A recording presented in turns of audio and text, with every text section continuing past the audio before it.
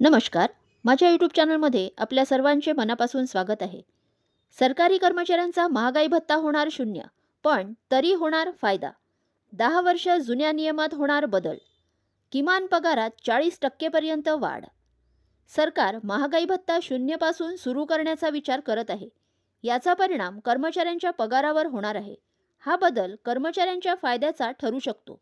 यामुळे DA calculation पद्धतीत सुधारणा होऊ शकते. कर्मचाऱ्यांना अधिक लाभ मिळू शकते. पाहुयात याबद्दल सविस्तर माहिती. त्यापूर्वी चॅनलला नवीन असाल तर लाईक करायला विसरू नका, सबस्क्राईब करायला विसरू नका, नवीन अपडेटसाठी बेल आयकनला प्रेस करायला विसरू नका आणि माहिती आवडल्यास आपल्या सहकारी मित्रांना शेअर करायला देखील विसरू नका. 10 वर्षापूर्वीचे नियम बदलणार. महागाई भत्त्याचा हिशोब सध्या AICPI-IW या डेटावर आधारित आहे आणि त्याचा बेस इयर 2016 आहे. सरकार आता हा बेस इयर 2026 करणार असल्याची शक्यता आहे.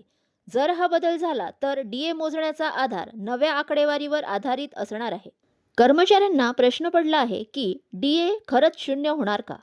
जर 2026 हा नवीन बेस इयर ठरला तर डीएचा हिशोब नव्याने म्हणजे शून्यापासून सुरू होईल. यामुळे सध्या मिळणारा डीए रिसेट होईल. नवीन सिस्टमनुसार डीए नव्याने मोजला जाईल आणि याचा एकूण पगारावर सकारात्मक परिणाम होईल. नवीन बेसिक सॅलरीमुळे कर्मचाऱ्यांना होणार फायदा. हा बदलाचा सर्वात मोठा फायदा म्हणजे नवीन बेसिक सॅलरी निश्चित केली जाईल, ज्यात डीए समाविष्ट असेल, ज्यामुळे भविष्यात वेतनाच्या रकमेचा आकडा अधिक असणार आहे. डीए वाढ थेट पगारात परिणाम करणार आहे. नवीन डीए हिशोबामुळे पुढील काळात प्रत्येक डीए वाढ ही थेट वाढलेल्या बेसिक सॅलरीवर आधारित असेल.